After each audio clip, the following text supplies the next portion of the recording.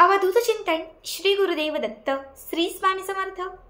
नमस्कार, तुम्हा सर्वांचं आपल्या स्वामी शक्ती या चॅनलमध्ये मनापासून स्वागत आहे। स्वामी तुम्हा सर्वांच्या सर्व इच्छा पूर्ण करोत एवढीच स्वामींच्या चरणी प्रार्थना करते आणि आपल्या आजच्या या नवीन आणि सुंदर व्हिडिओला पुन्हा एकदा नव्याने सुरुवात करते। भक्तांनो, बघाच 19 डिसेंबर 2024 वार बुधवार।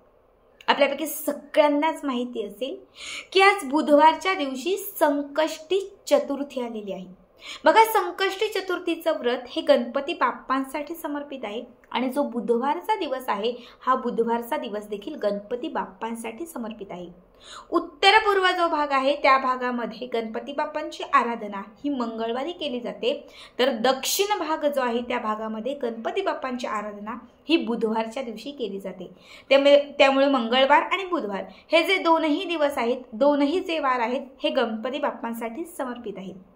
बघा, गणपती बाप्पा जे दुःख हरते आहेत, जे सुख करते आहेत, जीवनात सुख आणतात, दुःखांचा नाश करतात, विघ्न दूर करतात, संकटांना पळवून लावतात आणि मनातील इच्छा पूर्ण करतात, म्हणून आपण त्यांना इच्छापूर्तीचे बाप्पा असेही म्हणतो। आज संकष्टी चतुर्थी, त्यासोबत आलेला बुधवार आणि आजच्या व्हिडिओमध्ये मी घेऊन आलेली आहे कर्जमुक्तीसाठी एक अत्यंत प्रभावी उपाय। बऱ्याच वेळा आपल्या आयुष्यात आपल्याला एक कर्ज फिटण्यासाठी, एक कर्ज फेडण्यासाठी दुसरं कर्ज घ्यावं लागतं। बऱ्याच वेळा एखादं घेतलेलं जे कर्ज आहे या कर्जाचे ज्याला आपण म्हणतो की चक्रव्याज जे आहे हे चक्रव्याज भरावे लागते।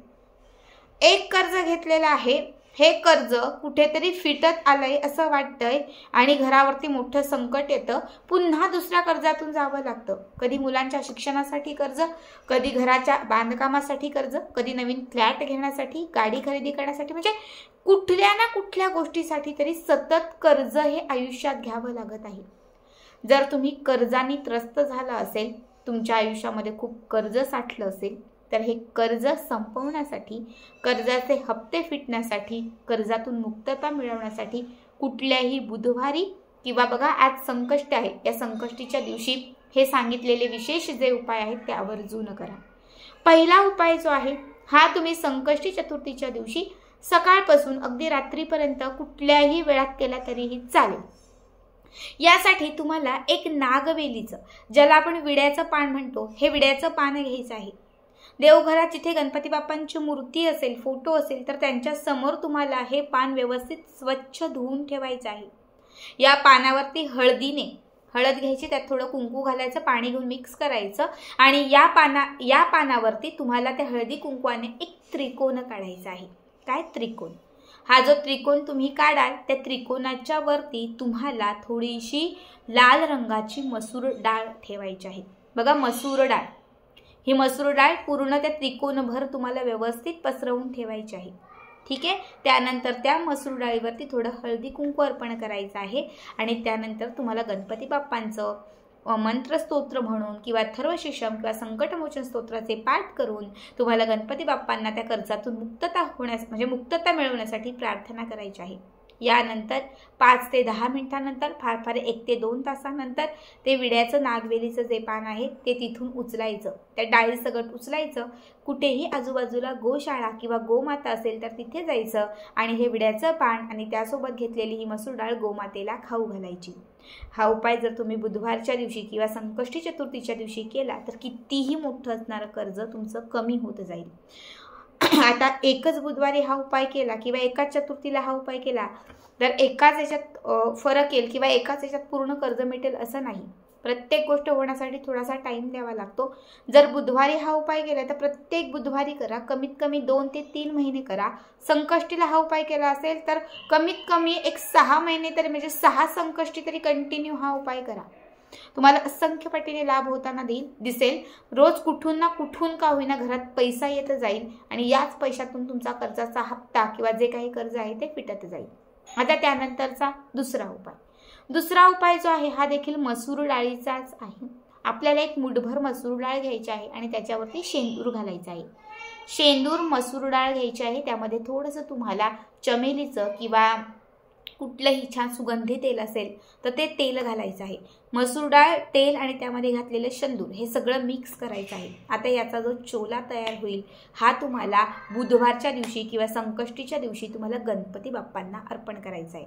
या 3 बोटांमध्ये तुम्हाला ही मसूर डाळ घ्यायची आहे, जे शेंदूर आणि त्या तेलात मिक्स झालेली असेल. 3 बोटांमध्ये घ्यायची, इच्छा व्यक्त करायची, गणपती बाप्पांचं स्मरण करायचं. गणपती बाप्पांची जी मूर्ती देवघरात असेल त्या मूर्तीवरती तुम्हाला 51 वेळा हा चोला चढवायचा आहे. म्हणजे 51 वेळा ही मसूर डाळ तुम्हाला चढवायची आहे. 51 वेळा मसूर डाळ चढवून झाली की त्याच्यानंतर तुम्हाला ती मसूर डाळ तिथून व्यवस्थित बाहेर काढायची आहे, बाजूला काढायची आहे. गणपती बाप्पांची मूर्ती जी आहे ती तुम्हाला पुन्हा देवघरात जिथे असेल त्या ठिकाणी ठेवून द्यायची आहे. आता गणपती बाप्पांना अर्पण केलेली ही जी मसूर डाळ आहे ही तुम्हाला एका लाल रंगाच्या कापडात किंवा फडक्यामध्ये ठेवायची आहे. घट्ट कापडामध्ये ती बांधायची आहे आणि तुम्हाला ही घेऊन कुठल्याही गणपती बाप्पांच्या मंदिरात जायचं आहे. ज्या गणपती बाप्पांच्या मंदिरामध्ये जाल तिथे जाऊन गणपती बाप्पांना तुमची इच्छा, मनोकामना, तुमचं कर्जातून मुक्ती जे काही असेल ते गणपती बाप्पांना सांगायचं आहे. आणि गणपती बाप्पांच्या चरणांना तुम्हाला ही लाल मसूर डाळीची लाल पोटली तुम्हाला ते सोडून आपल्या घरी यायचं आहे. आता समजा तिथे सोडू शकत नसाल, म्हणजे तिथे तुम्ही हे ठेवू शकत नसाल, तर तुम्ही त्या मंदिराच्या पहिल्या किंवा शेवटची जी पायरी असेल किंवा एखादं तिथे कुठं झाड असेल मोठं छान असं, तर त्या झाडाखाली तुम्ही ठेवून दिलात तरीही चालेल. ठीक आहे. हा दुसरा उपाय जो आहे तो देखील कर्जमुक्तीसाठी आणि इच्छापूर्तीसाठी अत्यंत खास आहे. आता यानंतरचा तिसरा उपाय देखील तुम्हाला बुधवारच्या दिवशी किंवा संकष्टीच्याच दिवशी, जो दिवस गणपती बाप्पांसाठी समर्पित असेल त्याच दिवशी करायचा आहे. यासाठी तुम्हाला मोजून 21 अख्ख्या फुलवाल्या लवंगा घ्यायच्या आहेत. फुलवाल्या अख्ख्या व्यवस्थित असणाऱ्या 21 लवंगा आणि लाल रंगाचा धागा. जो धागा घेतलेला आहे त्यामध्ये 1 लवंग गुंफायची, दुसऱ्या याच्यात दुसरी गुंफायची. म्हणजे पूर्ण धाग्यामध्ये 21 लवंग गुंफून 21 गाठी मारून 21 लवंग गुंफायचे आहेत आणि 21 लवंगांची तुम्हाला एक छान माळ तयार करायची आहे. आता तयार केलेली ही जी माळ आहे तर ही माळ तुम्हाला कुठल्याही गणपती बाप्पांच्या मंदिरात घेऊन जायची आहे आणि ही 21 लवंगांची माळ 21 वेळा गणपती अथर्वशीर्षाचं, बघा 21 वेळा सांगतेय, खूपही वेळ नाही, 1-1.5 तास तुम्हाला लागेल. पण 21 वेळा जर तुम्ही गणपती अथर्वशीर्षाचं ही माळ हातात घेऊन पठण केलं आणि जर ती माळ गणपती बाप्पांना तुम्ही जर चढवली तर 21 दिवसांच्या आत तुमच्या आयुष्यात कितीही मोठं असणारं कर्ज कमी होत जाईल. तुम्हाला पैशांचा मार्ग कुठेतरी सापडत जाईल. कुठून ना कुठून का होईना घरात पैसा येत जाईल, ज्यामुळे घरातील गरिबी, दरिद्रता नष्ट होईल आणि तुमच्या घरामध्ये श्रीमंतीचा ओघ वाढता राहील. ठीक आहे. तिघांपैकी कुठलीही सेवा, कुठलीही गोष्ट करा आणि कर्जातून मुक्त व्हा. खूप साध्या सोप्या गोष्टी आहेत, आवर्जून करा. आणि आजचा हा व्हिडिओ तुम्हाला कसा वाटला नक्कीच कमेंट करा. श्री स्वामी समर्थ. जय जय स्वामी समर्थ.